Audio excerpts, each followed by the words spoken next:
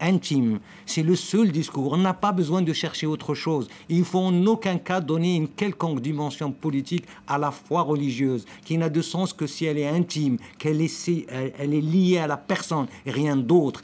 Dans un système démocratique, dans une société de droit, oui, mais si ces laïque... gens qui sont d'une religion, notamment les musulmans, se sentent attaqués, c'est le cas, on voit ces hommes qui disent on a été attaqué en Irak, on a été attaqué en Afghanistan, Yves Bonnet. Madame Vanessa, moi je suis de foi musulmane, que je revendique, mais je ne me sens pas attaqué avec ce genre de choses, parce que je suis un individu, une personne qui pense et qui vit en société et qui a des règles et qui se bat pour la démocratie. Je crois que si on prend la posture de l'humilier, ça aboutit forcément à ce genre de choses. Yves Bonnet. Mais je suis absolument de cet avis. Et malheureusement, quand un certain nombre de pays, il se trouve que c'est des pays arabes, enfin arabo-musulmans, tout ça, sont des notions très, très particulières, évoluent en marquant bien leur volonté de séparer la religion de la gestion des affaires de l'État. Eh bien, il y a eu depuis un certain nombre d'années un acharnement systématique, et en particulier des Américains, il faut quand même appeler un chat, de vouloir en quelque sorte les faire disparaître. Hein. Bon, tous les régimes arabes laïcs qui avaient leurs défauts, bon, certes, on ne va pas glorifier ici un certain nombre de dictateurs. Oui, c'est ça. Oui. Pas non, mais d'accord. Oui, moi, personnellement, j'ai connu Saddam Hussein. Hein, bon, j'ai pas peur de le dire. Hein, bon, et j'ai discuté avec lui. Bon, et c'était tout sauf un imbécile.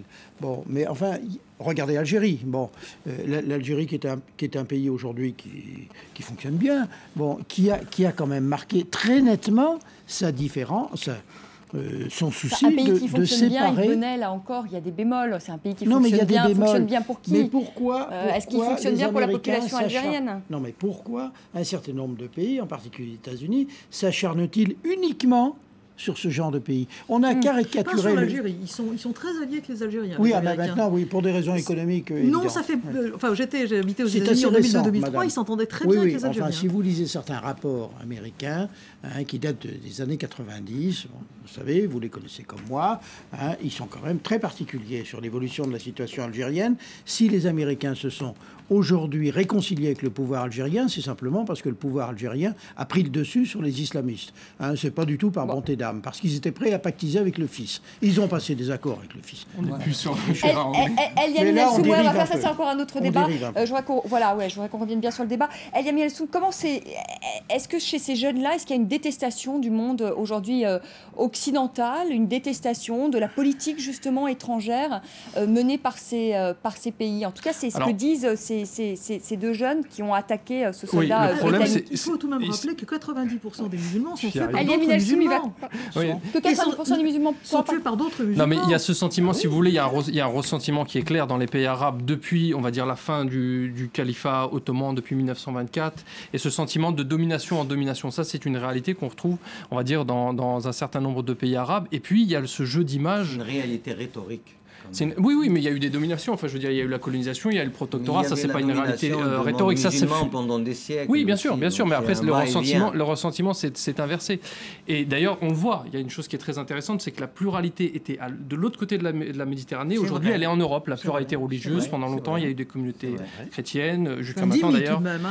Oui, bien sûr, qui était un statut avancé par rapport à l'époque.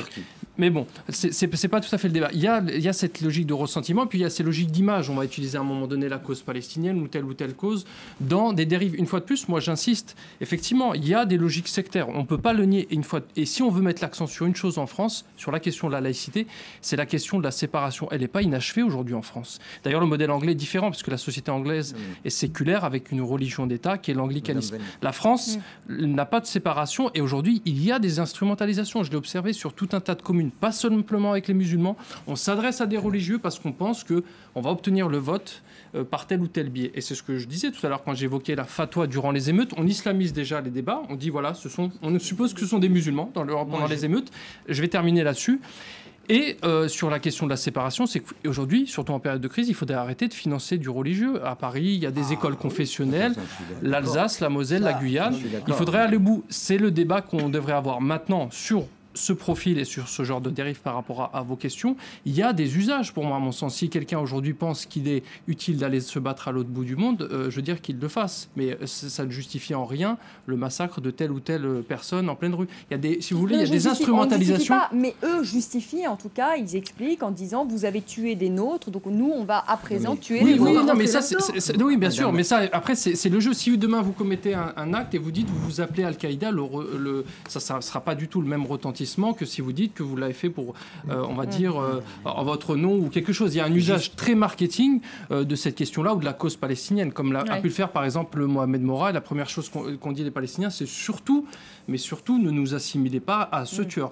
Et juste un dernier point, il y a deux temps. Il y a le temps médiatique, c'est-à-dire qu'on est en train de réagir et ensuite il y a le temps de l'enquête. Et sur l'affaire Mera, aujourd'hui on ne sait pas où est-ce qu'on en est, on aimerait savoir aujourd'hui sur cette enquête. On ne sait pas à quelle structure, l'enquête elle est toujours en cours. Il faut faire très attention aux conclusions hâtives sur l'organisation, sur tout ce qu'il y a derrière. On ne fait pas de conclusion, mais ce qu'on constate, les éléments qu'on a tout de suite entre l'affaire Mera, les frères Tsaranaïev à Boston, ce qui se passe aujourd'hui à Londres, on a des ressemblances. C'est les faits. C'est que ce sont des cas sociaux, à partir de ces faits. Non, mais un cas social ne justifie pas tout. La misère ne justifie pas d'aller buter quelqu'un. Je veux dire, c'est un constat. Au-delà de ça, moi je pense ce que j'ai envie de dire. Et la cible, ce sont des militaires aussi. Oui, je pense à Mera, je pense ici dans cette affaire aussi. Mera, ce sont des militaires, des enfants. Et celui qui lui ressemble, c'est-à-dire le musulman qui est rentré dans l'armée. Aujourd'hui, on a 15 à 20% de personnes conduites à l'université dans l'armée. C'est la personne intégrée, ce que n'a pas réussi Mera. Et l'enfance, ce que j'ai vu dans le symbole, c'est d'aller assassiner des enfants qu'on justifie après juifs par la cause palestinienne. Mais on s'attaque à des enfants. Il y a aussi quelque chose de l'ordre psychologique. Non, moi je pense pour éviter, pour qu'il n'y ait pas d'amalgame sur la question de la religion et de l'islam. Savez-vous, et les gens le savent, probablement pas beaucoup dans les pays arabes et musulmans pour parler que de la France. Parce que moi, je défends le système d'intégration républicain, laïque français, parce que je pense qu'il est le meilleur et l'histoire nous le montrera. On est le seul pays du monde où c'est marqué dans la loi que la République française connaît toutes les religions mais ne reconnaît aucune. C'est-à-dire, par la loi, on donne la possibilité à chacun d'avoir ses convictions et de vivre sa religion et sa foi tranquillement, librement. Mais ça n'a pas empêché, Mohamed Abdi, l'affaire Mera, ça n'empêche pas que la communauté musulmane en France s'est sentie à plusieurs reprises, pardonnez-moi, stigmatisée, notamment lors du débat sur l'identité nationale auquel vous avez aussi participé. Bien sûr, mais il y a aussi quand même ce ressentiment-là, il ne faut pas non plus faire de la France Non, moi je ne le fais pas, je constate. Aujourd'hui, vous constatez, depuis 3 jours, il y a des émeutes en Suède, dans la banlieue. On découvre la France a ce savoir-faire. Il y a une véritable politique en termes d'intégration. Il y a une dynamique aujourd'hui, les musulmans, parce qu'il faut parler des enfants d'immigration musulmane, ils sont partout, à tous les échelons de la société. Oui, mais on dit que cette génération-là est moins bien intégrée que la génération précédente. Et je vais vous dire pourquoi. Pour une simple raison. La problématique que nous avons sur la question du chômage, mais malheureusement, le modèle économique d'aujourd'hui, ce n'est pas celui d'hier. On n'a plus de mines et d'usines pour faire embaucher les ouvriers et tout ça. Il va falloir inventer un nouveau modèle économique. Et surtout, il va falloir garder le cap pour dire que la colonne vertébrale de ce pays, c'est la laïcité. On arrive bientôt au terme de ce débat. Je voudrais qu'on avance un peu parce que suite à cette attaque, il y a un groupe d'extrême droite, la English Defence League, qui a mobilisé une centaine de ses partisans qui ont attaqué des mosquées, toujours donc dans ce quartier du sud-est de Londres. Je vous propose d'écouter son chef. Vous voyez ici les images quand même, ces hommes cagoulés. Donc c'était hier. Je vous propose d'écouter son chef, Tommy Robinson. Assez, c'est assez, c'est ça notre message. Nos dirigeants ne sont pas à la hauteur, notre police non plus. La police, les politiciens n'osent pas s'attaquer au problème. Et ce problème, c'est l'islam qui est en train d'envahir le pays. Qui est ce groupe, Anne-Elisabeth Moutet? Que représente-t-il? C'est une espèce de fission du BNP, enfin du Parti du Front National Britannique. Mais cela dit, qu'est-ce que Tony Robinson? Il faut savoir que d'abord c'était un hooligan du football. On a vu des hooligans du football récemment à Paris, et les Britanniques avaient vraiment une grande spécialité de gens qui allaient à la castagne. Alors, ce sont des gens qui eux aussi ont trouvé une espèce de justification idéologique dans essentiellement l'amour des coups et d'aller faire le coup de poing. Ça existe en Angleterre. Angleterre depuis longtemps. C'est une réalité. C'est pas une réalité aussi sanglante que évidemment l'attentat qu'il a modifié, mais il faut aussi ne pas tout mettre dans une idéologie. Je dirais qu'il y a un tiers d'idéologie et 2 tiers de gens qui de toute façon iraient aller casser des gens pour le plaisir de casser la gueule des gens. Mais je pense qu'on a tous été un tout petit peu angélistes parce qu'on oublie aussi le fait qu'à cause des médias modernes, de l'accès à Internet, des télévisions par satellite hier, de l'Internet aujourd'hui, il y a tout de même une idéologie absolument mortifère qui influence les gens d'une façon qui n'aurait pas été il y a 15 ou 20 ans. L'idéologie du califat pour le monde entier, l'idéologie qui justifie et qui transmogrifie la notion les attaques contre les musulmans, c'est, comme le disait Mohamed, on ne comprend pas la moitié, parce qu'évidemment c'est dans une langue qu'on ne parle pas, dans plusieurs langues qu'on ne parle pas. Je crois que les services secrets les écoutent maintenant, ces chaînes et ces différents trucs, mais essentiellement... On les écoute, Yves Bonnet ? Ces chaînes, justement, les services de renseignement ? Je n'ai pas le droit de vous répondre. On les traduit, si les écoutes servent à quelque chose... on espère qu'elles font ça. Mais ce que ça... Je ne peux pas vous donner la liste des écoutes, d'abord parce que je ne l'ai pas, et en plus ça dit que les infidèles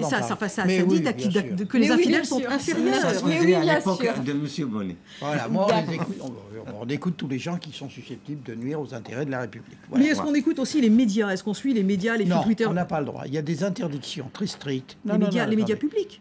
Non, même les médias. Non, on n'écoute pas. Les journalistes, les hommes politiques, les syndicalistes sont exclus de toute écoute. Je ne parlais pas des individus. Je parlais simplement de ce qu'on trouve dans des journaux saoudiens, sur des chaînes saoudiennes. On n'écoute pas le syndicat de la Normalement, il y a des fonctionnaires qui suivent ça et dont qui traduisent. Le travail consiste à traduire ça et à voir ce qu'on annonce. C'est très strictement... Mais là, c'est public. On ne parle pas de la même chose.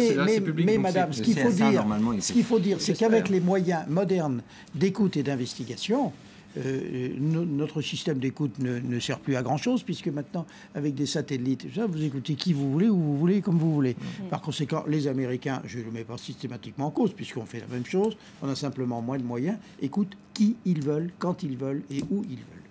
Yves Bonnet, comment on arrive à suivre ces hommes, par exemple, comme ces 2 terroristes présumés ? Là, il y a déjà une polémique au Royaume-Uni. On dit qu'il y a peut-être une défaillance, justement, des services de sécurité. C'est le métier des services de sécurité, en l'occurrence le Security Service anglais, le MI5. Ils sont bons ? Ils sont moins bons que les Français, mais enfin, ils sont pas mauvais. Mais ça, c'est votre... Non, ils sont pas. C'est pas les meilleurs. Non, franchement, les Français sont plutôt meilleurs. Mais je dis pas ça je suis pas du tout nationaliste. Mais ils sont bons. Mais vous avez donc des moyens humains. C'est l'infiltration essentiellement. Et puis vous avez des moyens techniques et des moyens. Mais les moyens techniques ne dispensent pas d'avoir des moyens humains. Ce que certains ont oublié. Dernière question, Yves Bonnet. En France, est-ce qu'on peut s'attendre à de nouvelles attaques de ce genre, comme ce qu'on a vu chez Mohamed Merah, comme ce qu'on vient de voir là au Royaume-Uni ? Manuel Valls a dit au moment de l'affaire Merah, il y a plusieurs dizaines de Merah potentiels en France. Oui, bien sûr, mais on ne peut pas... Dans une société, dans un pays où il y a 70 millions d'habitants, vous ne pouvez pas écarter le risque d'action de ce genre. Et le plus tragique, c'est que je comprends très bien que les médias en parlent, etc. Je ne vois pas très bien d'ailleurs comment ils feraient autrement, mais le simple fait d'en parler...